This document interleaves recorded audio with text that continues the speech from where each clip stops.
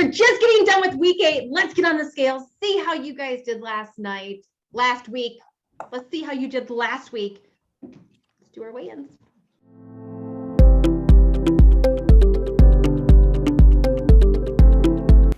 This is Catherine.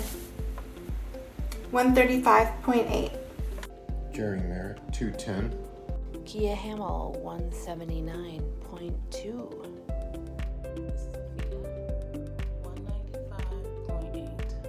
Pam Shumway, 151.5. Zach, 203.4 pounds. Myrna Lopez, 171. Adessa Idaho, 196.5.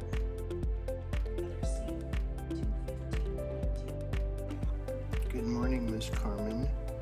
180.8. This is Ken Brown. Good morning, Carmen. 137.8.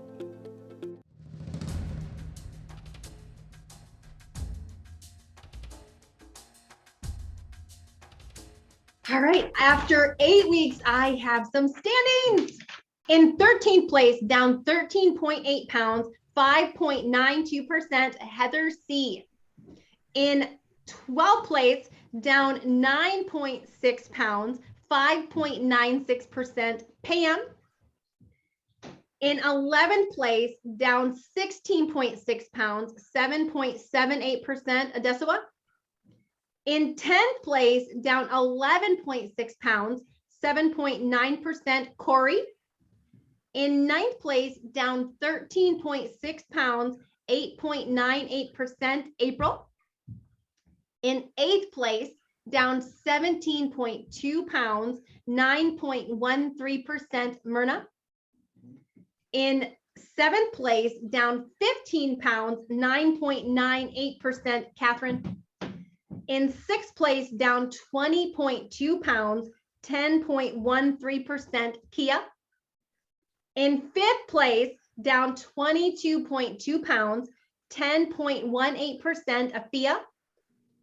In 4th place, down 31 pounds, 11.67%, Heather N. In 3rd place, down 38.1 pounds, 15.92%, Zach. Reclaiming the 2nd place spot, down a total of 40.8 pounds, 16.26%, Jerry. And holding down the top spot, down 45.2 pounds, 19.85%, Ken. A grand total of 19.1 pounds lost last week. In the past 8 weeks as a group, 294.9 pounds. 294.9 pounds. Awesome freaking job. Like you're like knocking on 300 pounds this door. So awesome, awesome job. And so tonight we are going to be talking about something that,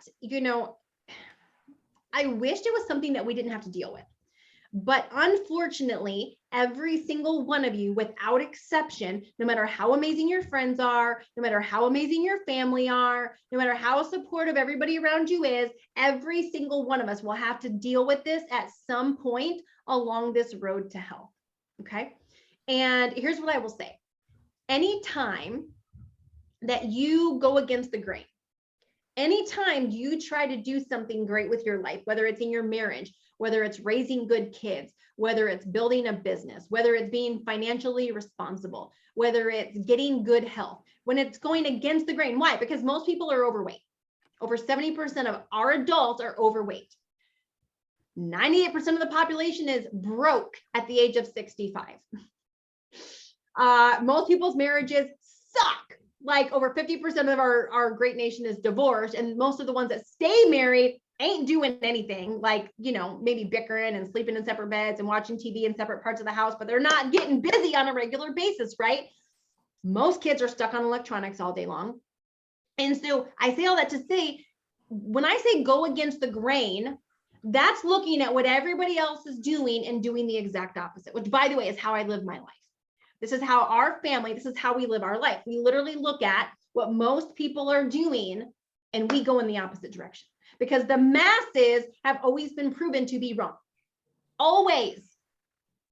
So for me, I know that if I do what everybody else is doing with their health, if I do what everybody else is doing with their shoving food in their pie hole, if I go with the grain, if I go with the flow, if I flock with all the other people, my future looks like overweight.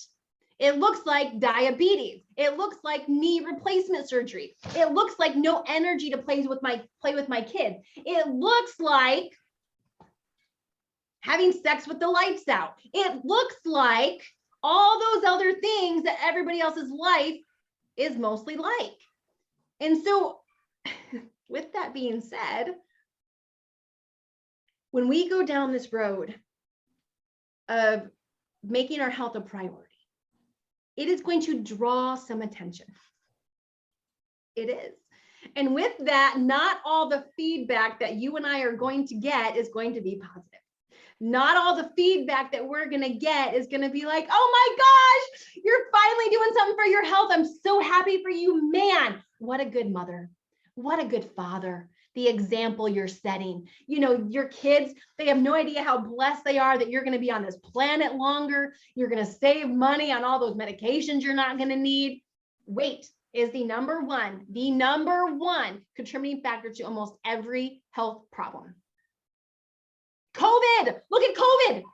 Have any of you actually looked at three biggest contributing factors to COVID? Age.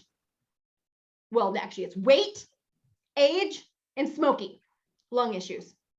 Those are the three biggest contributing factors, weight being the number one. Weight. It's the truth. I didn't make this stuff up. The government says it. They put up little fact sheets.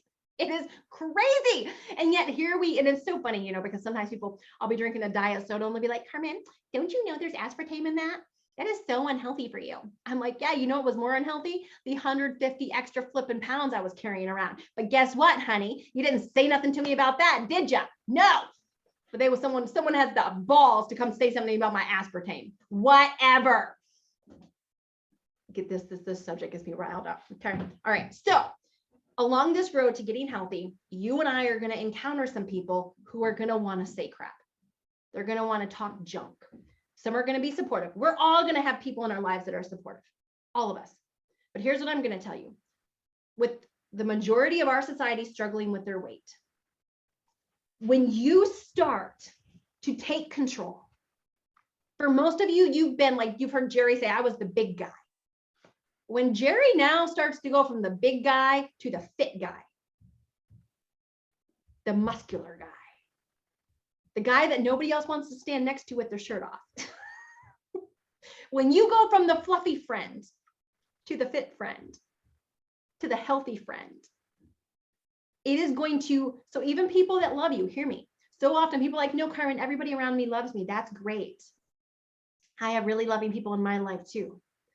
But do you know that in the process of me losing 161 pounds, there was one person in my life who supported me the whole time? One. And even my own mother questioned me. Someone's got to lead. Someone has to go first. In the beginning, they ask you why. Why are you doing this? When are you going to be happy? But as long as you stay the course, they eventually will ask you how. I hope you heard me on that. Most people, my mom watched me lose all my weight and win $100,000 before she even got started. But everybody else. And what if because hear me on this, at 288 pounds, I was one of the biggest people in most rooms. I was morbidly obese. I had never been called tiny in my whole life. I had never been called skinny. I had never been called small. So when people are starting to come up to me at 200 pounds and be like, oh my gosh, you're so skinny. Everything inside of me wanted to cling on to that. Everything inside of me wanted to believe that. Everything inside of me wanted to be like, yeah. And you know, the worst thing about success is a little bit. The worst thing about success is a little bit. We start losing a little bit. People start complimenting us. People start telling us how amazing we look. And then we start getting laxed. We go into the gray zone, like season 4 talked to you about last week. I never thought at 211 pounds, someone was going to call me skinny, because I wasn't skinny. I was still obese. I might have even been morbidly obese still, but I think I was obese then. Here, someone was telling an obese woman that she was skinny. Now, what I'm telling you is this is going to happen to all of us. And if nobody is talking about your life, if nobody's talking about your life, if nobody's telling you you went too far, or if nobody's telling you you're obsessed, have any of you ever been told you've been obsessed about anything? Anyone ever been told you're just obsessed about something? Do you know what that's actually a compliment? I used to be offended by it. I used to allow myself to get offended and allow my ruffles to get feathered. That is a word that the uncommitted say about the committed. Because to be great at anything, there has to be a level of obsession. State of being obsessed with something or someone, a devotion that pushes past obstacles. A devotion that pushes past all obstacles. What would happen if we were actually obsessed with our health? If we were devoted enough that it would push past any obstacle? We would have mind-blowing results. What would happen if we were obsessed with our marriage? We wouldn't have a freaking marriages like we do. What would happen if we were obsessed with our career or with our goals inside of our business or our goals at our job? We would rise to the top. We would be getting raises. Our business would be growing. Our impact would be growing. Our territory would be growing. What would happen if we were obsessed with being a good steward with our finances? Our finances would grow. That's what would happen. So when someone says you're obsessed, oh, you're just obsessed. Oh, you're one of those people. You can't get offended. Take it as a compliment. Yes, I am. Thanks for noticing. My prayer is that I'm so obsessed with my health that I will never go back to where my life was 8 years ago. That I will be so devoted that I will push past any obstacle life tries to throw at me. And so I say all that to say, you've got to know who you are, and you've got to know where you're going. You've got to know why you're doing this. And you can't expect that just because you made the decision to do this, that everybody else is going to get in line and pat you on the back and be encouraging and be supportive. And you'll get a lot of encouragement in the beginning, mostly. When it starts getting rough is when your body starts changing a little bit. And for everybody, it happens at different times. One of my clients from season 1, Andy, do you know when he lost weight, he actually had somebody say to him, he looks like a chemo patient?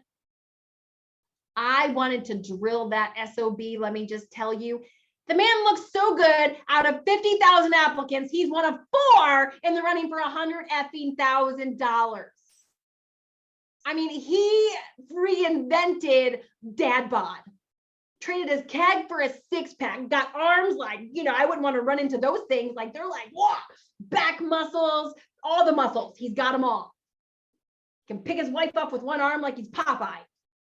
Whatever. And someone had the cojones to tell that man that he looked like freaking he had chemo because he'd lost all the weight. Like people, and sometimes it's just, don't you think you should stop? Or what are your goals? Or, when is enough? Or, sometimes it's like that, but sometimes people get rude.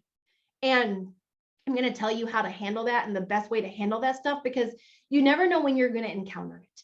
And so you don't want to go looking for it, but here's what I will tell you. You are on this journey to become the best version of yourself, and you don't need anyone else's permission to do that. Did you hear me? You don't need anyone else's permission or approval to become the best version of yourself, period. And if someone has got an opinion on the size of your butt, that is none of your business.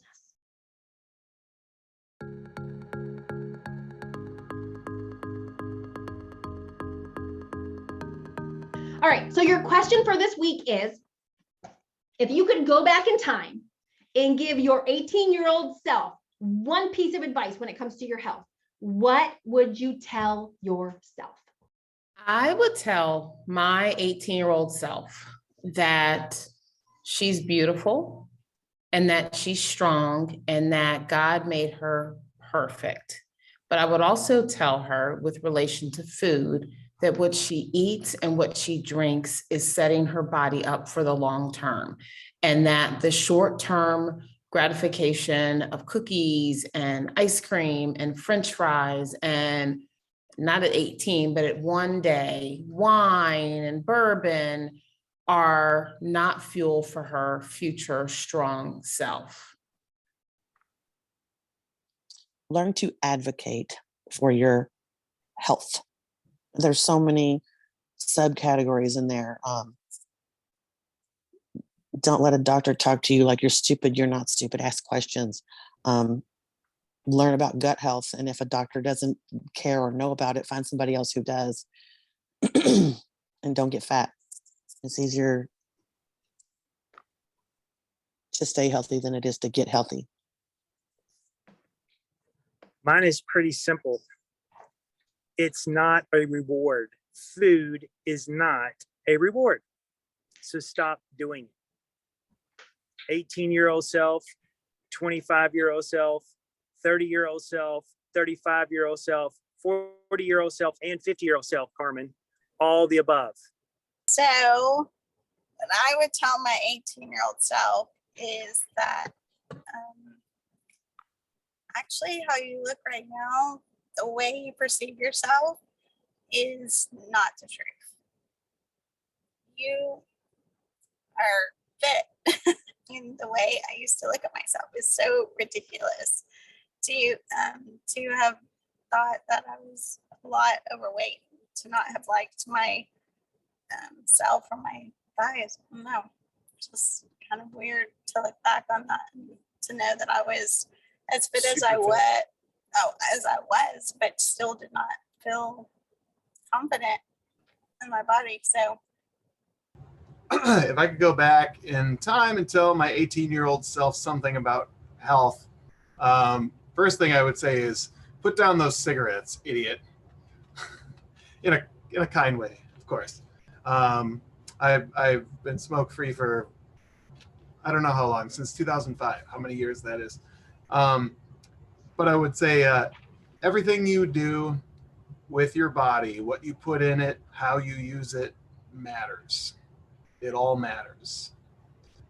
And I would also say, currently at 18, you have no good examples in your life of health. So their words about health, their side comments, they don't mean anything. So don't let those thoughts pickle your brain and influence you toward the opposite of health.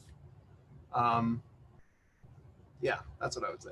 The first thing I would want to tell myself is, please don't use starvation or compulsive overeating as a way to stuff down your emotions. Learn to deal with them in a healthy way. And the second thing I would want to teach myself proper nutrition and how to eat.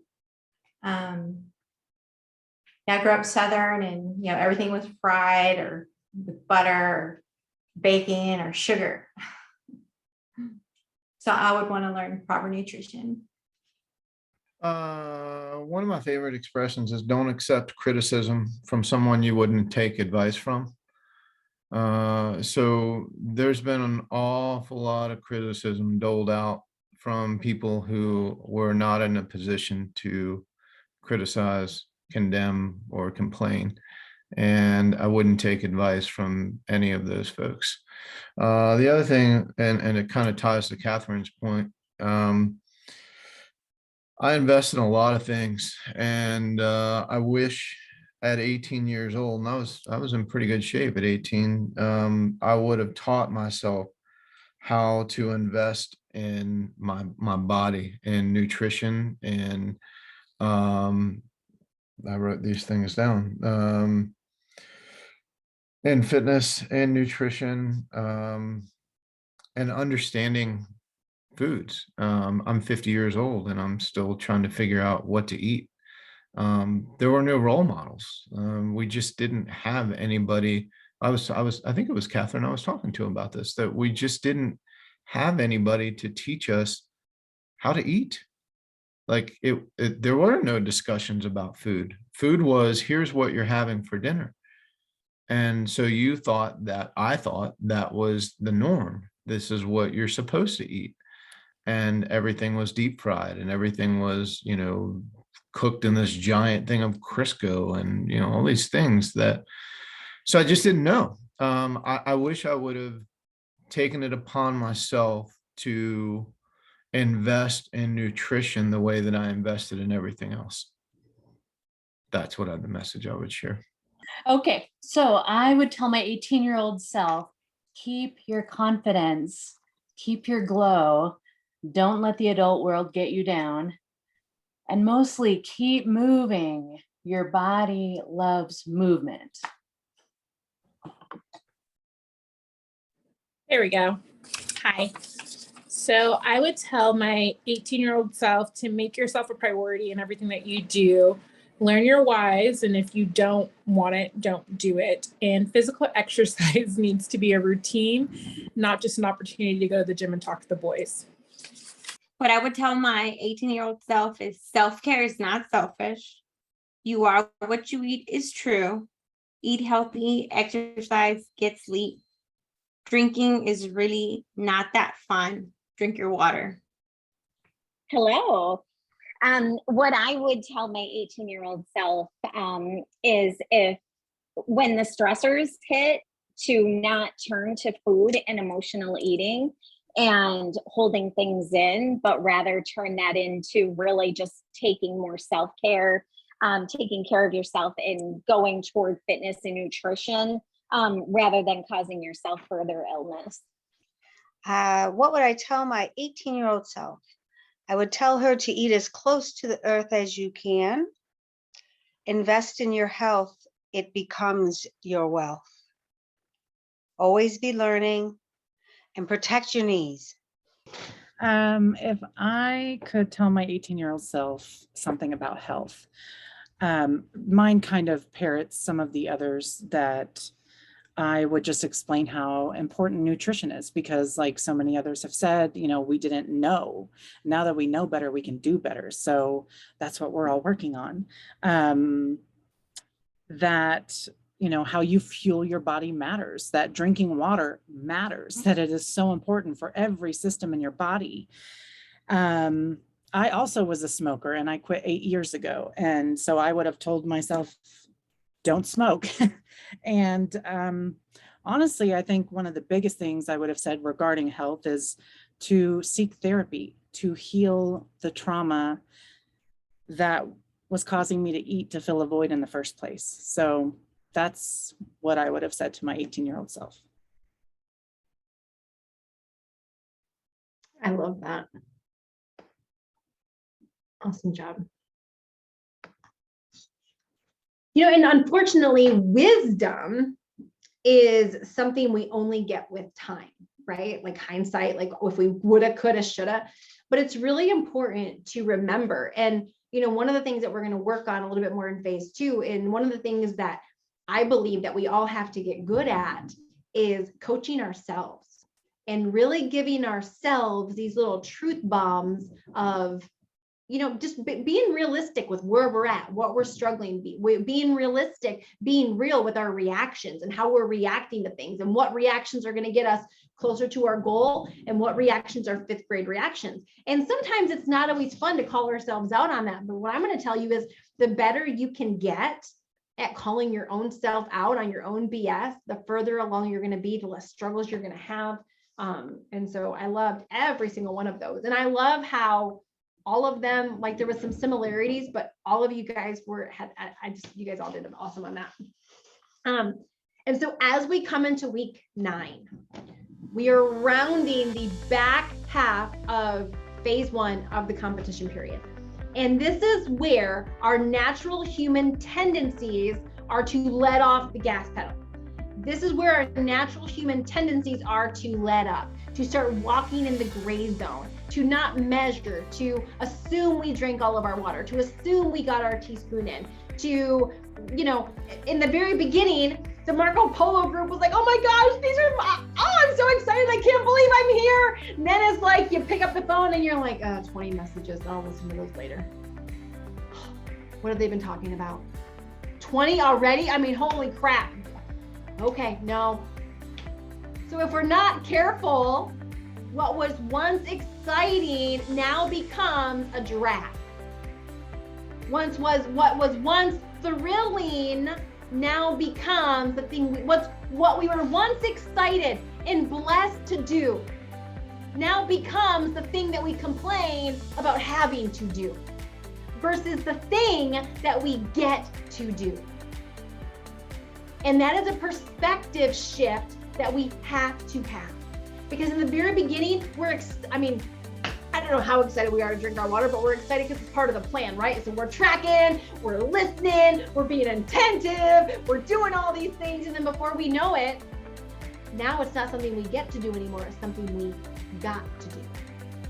And how there is a difference in how we treat something that we get to do and something we have to do.